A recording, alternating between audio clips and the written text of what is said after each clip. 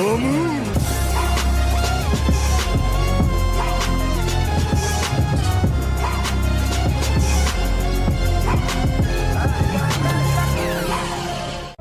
teman-teman kos-kosan, gimana kabar kalian? Baik-baik saja kan? Setelah sebelumnya Abdikos membahas spoiler Jujutsu Kaisen chapter 192, akhirnya versi full dari chapter tersebut sudah keluar. Dan ya, Abdikos terkejut sekali karena isi chapternya ternyata agak berbeda dengan yang dispoilerkan, dimana di sini banyak sekali hal-hal mengejutkan yang terjadi. Oke, berikut pembahasan lengkap Jujutsu Kaisen chapter 192. Check out, check it bro.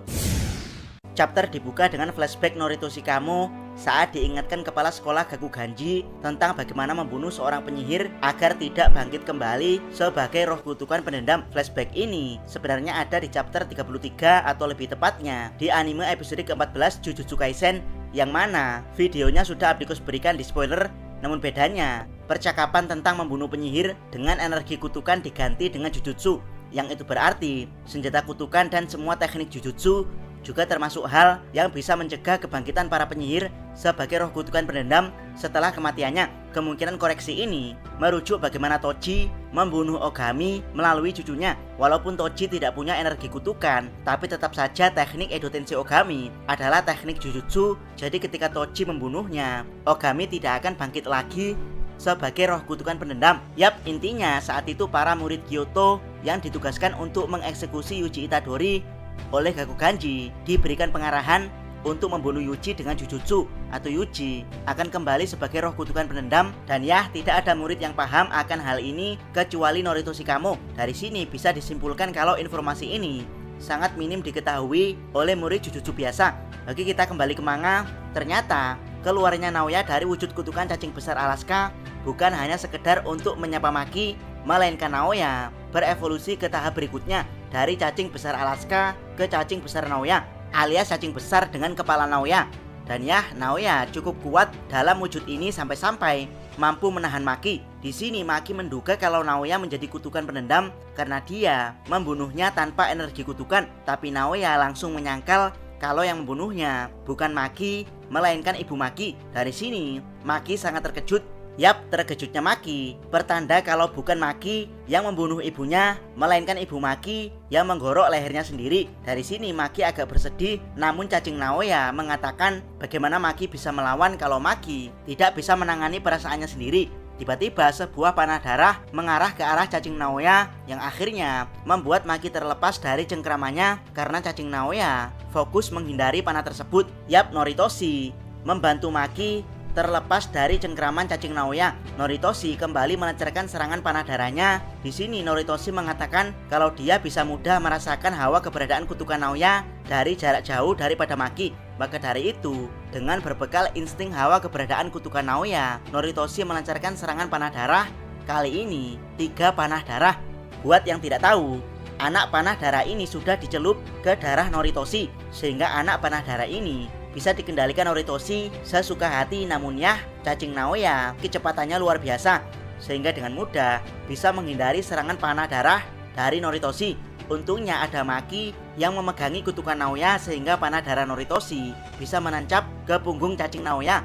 Lalu teknik darah Noritoshi mulai bereaksi terhadap darah cacing. Ditambah sabetan pedang Maki, cacing Naoya tertebas dengan fatal. Dan Naoya mengatakan kalau kutukan ternyata juga merasakan sakit. Padahal Naoya semasa hidupnya sudah mensucikan banyak sekali kutukan. Yap, jadi yang dimaksud Gyosan di spoiler adalah kutukan yang disucikan Naoya, atau bahasa kasarnya dibantai Naoya semasa hidupnya. Dan kutukan tersebut banyak sekali. Yap, di sini Naoya mulai bersimpatik dengan para kutukan, bahkan meminta maaf pada mereka. Namun yang jelas, dengan Naoya bersimpati pada kutukan menandakan kalau Naoya mulai menerima dirinya sebagai kutukan. Dan mungkin inilah yang menyebabkan kutukan Naoya masuk ke tahap evolusi berikutnya, yaitu dari ulat menjadi kepompong. Untungnya Maki langsung mengetahui kalau itu adalah wujud evolusi janin kutukan Naoya. Ini karena Maki pernah melawan Dagon sebelumnya, di mana Naobito yang gagal membunuh janin Dagon membuatnya mampu berevolusi ke wujud sempurna. Dari sinilah Noritoshi dengan cepat mengeluarkan kantong darahnya. Buat yang selama ini tidak sadar, di kantong darah Noritoshi terpampang segel bintang Saiman, alias segel bintang penyihir terkuat di era Heian yaitu Abe no Seimei. Ini sebenarnya bisa menjelaskan 3 kemungkinan. Kemungkinan pertama, darah di kantong Noritoshi bukan darah sembarangan, melainkan darah yang berisi sihir kuat dari Abe no Seimei. Atau kemungkinan yang kedua, darah Noritoshi yang dimasukkan ke kantong adalah darah warisan Abe no Seimei, yang itu berarti klan kamu adalah keturunan langsung dari Abe no Seimei. Dan yang ketiga, ini adalah kemungkinan yang paling mengerikan, darah di kantong Noritoshi adalah darah terkutuk milik klan kamu sebagai salah satu keturunan dari roh kutukan pendendam agung di Jepang selain Sugawara no Michizane. Sehingga untuk mencegah darah ini melukai orang lain, dipasanglah segel Abe no Seimei dan juga kertas talisman alias jimat, dimana kertas ini sama seperti kertas yang digunakan untuk memenjarakan Yuji dan Yuta karena mereka berdua membawa kelas spesial bersamanya. Yap, kemungkinan yang ketiga ini menjelaskan kalau klan kamu tidak bisa mengendalikan sembarang darah, melainkan hanya darah terkutuk milik klan kamu sebagai keturunan dari salah satu roh pendendam agung. Entah mana yang benar, namun yang jelas dengan darah ini Noritoshi melancarkan teknik laser darah ke arah janin kepompong Naoya yang akhirnya membuat kepompong tersebut terbakar. Noritoshi merasa lega karena berhasil membunuh janin kutukan Naoya saat masih belum sempurna.